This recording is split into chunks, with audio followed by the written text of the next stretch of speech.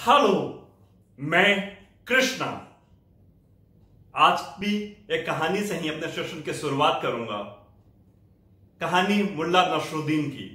एक बार की बात है, मुल्ला जी अपने छोटे घर में अपने गधे के साथ रहते थे। गधा उनके जरूरी काम किया करता था, इसलिए उनको गधा था बहुत प्रिय। वजन ढोना और भी बहुत तरह के काम होते थे मुल्ला जी के, जो कि गधा उनका पूरा कर देता था।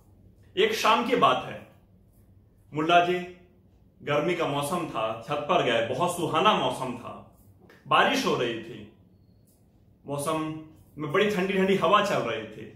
उनको बड़ा अच्छा लगा। जब गर्मी से इस तरह का मौसम मिल जाए तो किसी को भी बहुत अच्छा लगता है। उनको लगा मगर मैं तो एंजॉय कर पा रहा हूं इस मौसम को, मगर वो मेरा गधा, मेरा प्रिय गधा नीचे बंधा पड़ा है, वो ऊपर नहीं आ पा रहा। क्यों ना उसको भी लाया जाए, वो भी एंजॉय कर पाए, वो भी इस मौसम का लुत्फ उठा सके। वो नीचे गए और गधे को ऊपर लाने की कोशिश करने लगे। थोड़ी कोशिश की, मगर गधा तो गधा ऊपर आने को तैयार ही नहीं। बड़ा धक्का दिया, फिर भी ना जाए। पूरी मेहनत की, पीछे से धक्का दिया, आगे से रस्सी खींचा और फाइनली वो ऊपर चला तो गया, मगर ऊपर जाकर के एंजॉय करने की जगह गधे सी शक्ल, गंदी सी शक्ल बना करके ऊपर खड़ा रहा। मुल्ला जी को बड़ा दुख हुआ कि भला मैं इसको क्यों ले आया उठा करके, इससे अच्छा तो ये नीचे ही था। कम से कम वहां बंधा हुआ तो था, यहां पर मुझे लगा एंजॉय करेगा, उल्टा इसकी जगह ये गंदी सी शक्ल बना के खड़ा है। अब वो क्या करे, अपना उन्होंने, अंधेरा हुआ धीरे धीरे और वो नीचे अपना जाने के सोचने लगे, अब नीचे चलना चाहिए। तो उन्होंने गधे को भी खींचा कि चल भाई तू भी नीचे चल, मगर गधा तो गधा अब ऊपर आ गया तो नीचे जाने को तैयार नहीं, वहीं पर बिल्कुल खड़ा रह गया। कितना भी मेहनत कर लें, धक्का ले लें, खींच लें, मगर वो हिलने को तैयार नहीं अपनी जगह से। मुल्ला जी को कुछ समझ नहीं आया, उसको ऊपर ही छोड़कर नीचे चले आए और नीचे आकर के अपना जरूरी काम करने लगे। थोड़ी देर में उनको छत पर से बहुत तेज छत को पीटने की आवाज आने लगी। तो उनको लगा गधा नीचे आना चाहता है, इसलिए छत को पीट रहा है। और छत पर गए तो देखा गधे ने पीट पीट कर छत की लेंटर को ढीला कर दिया था, तोड़ दिया था। उन्होंने उसको रोकना चाहा तो और तेज तेज मारने लगा। उन्होंने उसको खींच कर नीचे लाना चाहा तो उसने एक लात मारी और मुल्ला जी भी गिर पड़े और छत भी हल्की सी टूट गई।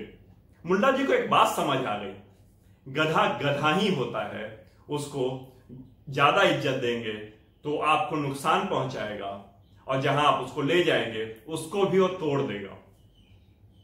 हमारे जीवन में बहुत सारे लक्ष्य हो सकते हैं, बहुत सारे गोल हो सकते हैं, मगर एक हमारा मेजर गोल होता है, प्रमुख गोल होता है, जिसको हमें पाना ही पाना होता है और जिसके लिए हम अथक प्रयास कर रहे होते हैं। तो मैं हमेशा कहता हूं, संगत ऐसे लोगों की बनाइए जो लोग आपको उस लक्ष्य को पा लेने में मदद करें। अच्छे लोगों की संगत बनाइए। जैसे एग्जाम्पल लेके मैं समझाता हूं, यदि मान लीजिए आपका लक्ष्य बहुत सारे पैसे कमाने हैं, तो आपको संगत भी अमीरों की बनानी पड़ेगी। आप कहेंगे कि मैं कहां से अमीर लाऊं, मैं तो खुद एक साधारण वर्ग का आदमी हूं या मैं गरीब हूं, मेरे पास अमीरों की संगत नहीं है, मेरे पास तो मेरे ही क्लास के लोगों की संगत है। मैं मिडिल क्लास हूं तो मिडिल क्लास के लोगों को ही मैं जानता हूं, या फिर थोड़े से ऊपर के लोगों को। तो मैं इतना कहना चाहूंगा, बिल्कुल आप सही बोल रहे हैं। हाँ, हो सकता है आपकी जो संगत में जो लोग हों वो अमीर ना हो, मगर ऐसे लोग तो होंगे ना आपकी संगत में जो लोग पॉजिटिव सोचते हो, ऊंचा सोचते हो, बड़ा सोचते हो।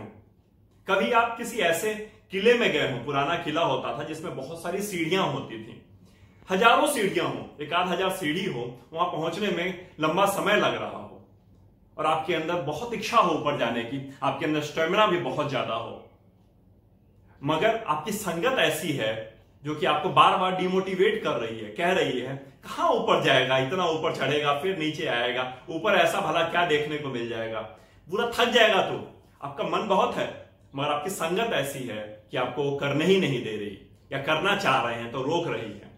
बस सीन को चेंज कर देता हूं, मैं सिचुएशन बदल देता हूं। संगत अब दूसरी हो गई है जिसमें मोटिवेटेड लोग हैं, पॉजिटिव लोग हैं, आपको मन नहीं है, आपकी एनर्जी जवाब दे रही है, मगर लोग इस तरह के हैं, चलना ऊपर चलते हैं, बहुत मजा आएगा, ऊपर जाएंगे, कितनी ठंडी ठंडी हवा आई हो, कितनी तेज हवा आएगी, इतना पुराना किला देखने का मौका मिलेगा, नीचे उतरने में जो स्पीड आती है उसका ही आनंद ही कुछ और होता है। देख रहे हैं सीन अलग अलग हो गया, सिचुएशन अलग अलग हो गई, मगर लक्ष्य वही था।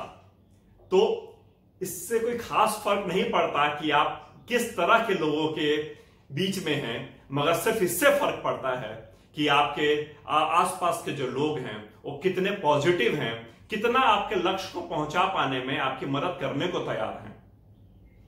अगर हो सके तो संगत वैसे की बनाइए जो आपका लक्ष्य है, मगर ना मिले वैसे लोग और नहीं मिल पा रहे हैं तो कोई जरूरत नहीं है किसी के साथ रहने की। अकेले रह करके भी उस लक्ष्य तक पहुंचा जा सकता है, मगर गलत संगत के साथ यदि आप आगे बढ़ना चाहेंगे तो आप कभी भी उस लक्ष्य तक नहीं पहुंच पाएंगे।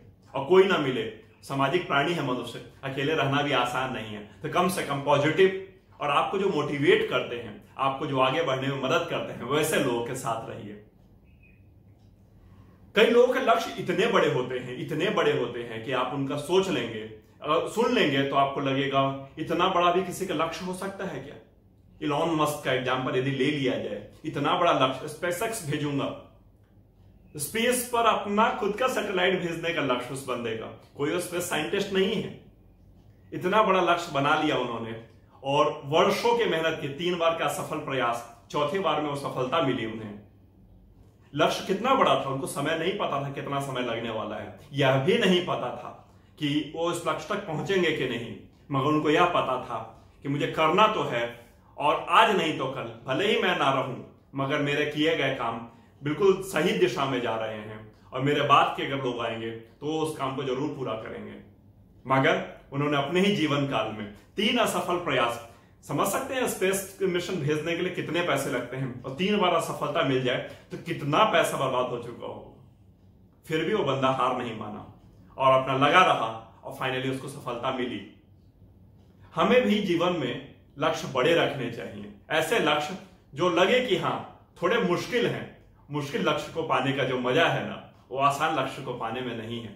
कई बार आदमी लक्ष्य को प्राप्त करते करते या उस तक पहुंचते पहुंचे वर्षों की मेहनत कर चुका होता है, इतना थक जाता है, इतना निराश हो जाता है, पॉकेट भी जवाब देने लगता है, सोसाइटी भी बोलने लगती है, आपकी फैमिली बोलने लगती है कि अब और कितना तुम्हें समय चाहिए। बस उन लोगों से कुछ बोलने की जरूरत नहीं, उन लोगों से बहस करने की जरूरत नहीं, सिर्फ अपने आप को बोलिए, यदि मैं दौड़ रहा हूं तो मैं चलना शुरू कर देता हूं, यदि मैं चल रहा हूं तो मैं रेंगना शुरू कर देता हूं, मगर रुकूंगा नहीं। रुक गया तो जीरो से शुरू करना पड़ जाएगा, और जीरो से शुरू करना पड़ेगा तो इस जगह तक पहुंचने के लिए मुझे फिर से उतनी ही मेहनत करनी पड़ेगी जितना मैंने यहां तक पहुंचने के लिए पहले किया था। रेंगना असफलता की निशानी नहीं है, रेंगना कमजोरी की निशानी नहीं है। इस बात को आप लिख लीजिए, लिखना चाहें तो, क्योंकि जब ऊंचाई पर चढ़ा जाता है ना, जब पहाड़ों पर चढ़ा जाता है तो हल्का झुकना पड़ता है, और नीचे उतरते समय ना स्ट्रेट होकर आदमी उतरता है। यदि आपने कभी रेसिंग देखी हो, ओलंपिक्स वगैरह में, या किसी साधारण रेसिंग भी देखी हो, जो एथलीट्स होते हैं दौड़ने के पहले 45 डिग्री से लेकर के 55 डिग्री का एक खास तरह का एंगल बनाते हैं दौड़ने के पहले झुक करके, कि उनको स्पीड मिल सके, उनको फ्लो मिल सके। यदि झुकना यदि असफलता होती तो कोई भी आदमी झुक करके इस तरह का एंगल नहीं बनाता, पहाड़ पर चढ़ने वाला इस तरह का अपना पोजीशन नहीं बनाता कि ऊपर चढ़ सके। इसका मतलब तो साफ है कि झुकना असफलता तो बिल्कुल भी नहीं है, असफलता बढ़ते रहने, झुकना बढ़ते रहने की निशानी है। हमेशा अच्छे लोग रखिए, अच्छे लक्ष्य रखिए, बड़े लक्ष्य रखिए, बढ़ते रहिए, रुकिएगा नहीं। कई बार बिजनेस में ऐसा हो जाता है, कई बार डिसीजन ऐसे लेने पड़ते हैं गधे मानसिकता के लोगों को, गधे किस्म के लोगों को उस जगह पे पहुंचाना पड़ जाता है जहां वो पहुंचने के काबिल नहीं है, वहां बिठाना पड़ जाता है जहां वो बैठने के काबिल नहीं है। करना पड़ता है, मैं समझता हूं इस बात को, मगर हमेशा एक लगाम अपने पास रखिए। वो लगाम है आपके ड्रीम की।